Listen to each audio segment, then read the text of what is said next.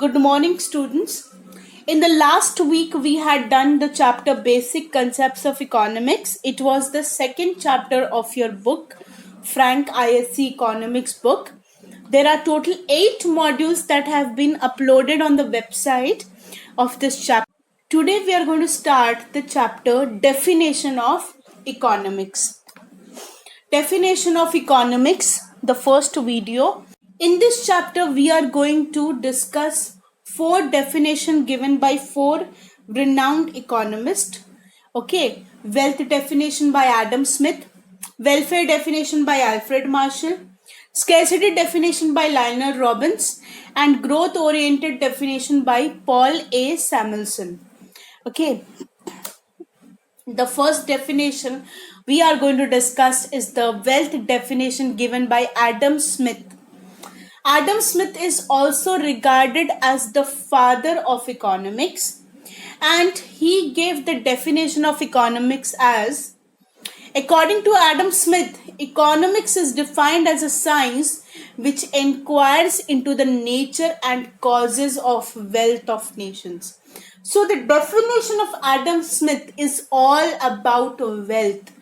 The center of study, the center of the study of economics is actually wealth, according to Adam Smith.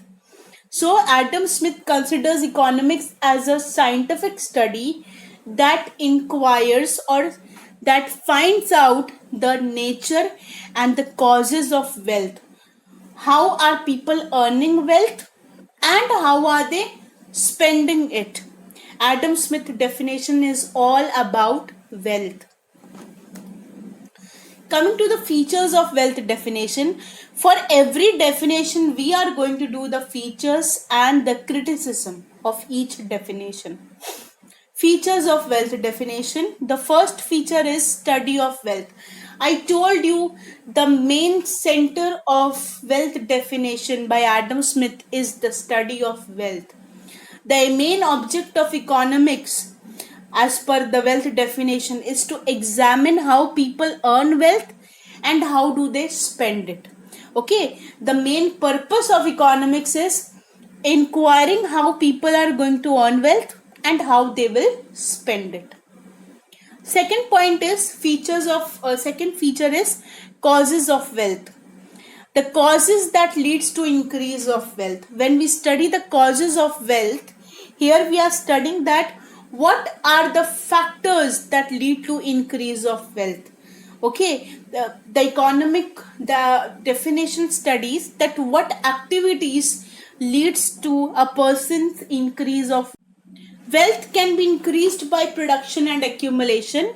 This means that, for example, you are making jewelry for yourself. Okay, so when you are making jewelry for yourself, you are producing wealth. And accumulation means storing the things. You are storing cash in bank. You are storing jewelry for yourself. So you are accumulating wealth. You are storing the wealth. Third feature is economic man. Economic man is a man who is very much aware of his self-interest. When we say the word economic man, this man is only interested in earning wealth. He doesn't need happiness. He doesn't need love. He's materialistic person. So the economic man tries to achieve his self-interest by increasing his material gains. He is only concerned about material things in life. Love, happiness, care doesn't matter to an economic man as per this definition. Now the criticisms of wealth definition. See, every definition we are going to study the features and the criticism. Features means what are the main characteristics of that definition, what does that definition say, and criticism is the negative view of the definition.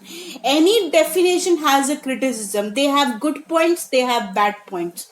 So criticism is the negative view of the wealth definition given by different other economists. Okay, Adam Smith gave wealth definition, and there were people who gave the negative points, who pointed out that these are the negative things about the definition.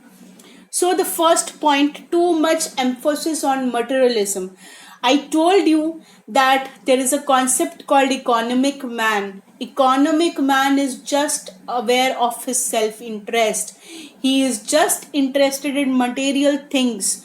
Okay, so people, other economists, they said that this definition is a dismal or a pig science, nonsense science basically. The definition ignored higher values of life such as happiness, love, and affection. In a normal person's life, wealth is important, but it is not the end itself. Okay, wealth is definitely important, but wealth is not everything. There are higher values of life like happiness, love, and affection that is required by a human being. We cannot say that wealth is everything, because love, happiness, affection are other things that are important in a person's life. So the definition was criticized because it was only thinking about wealth and it ignored the higher values of life. Coming to the second criticism, narrow view of wealth. The definition of wealth is restricted to material goods. The definition is a very materialistic definition, only about things that are concerned with earning wealth. Okay, so it has excluded non-material things like health and education from the definition. And we know that health and education are such an important part of our human life. Okay, we cannot ignore health and education. And this wealth definition, they have only centered it about wealth, they have ignored health and education. The last point for today is secondary place to man. The definition has a center of wealth and they have reduced the place to man. Man here means human welfare. Okay, wealth should be earned, but wealth should be about giving human satisfaction. It should not be, a person should not be so materialistic that he's only earning wealth without any welfare or without any happiness. Okay, so the definition has given the most importance to wealth and has reduced the human welfare to a secondary place. We definitely should earn wealth, but we should keep wealth for welfare. Okay, we should see that what makes us happy. Only earning wealth and accumulating it, storing is not the point.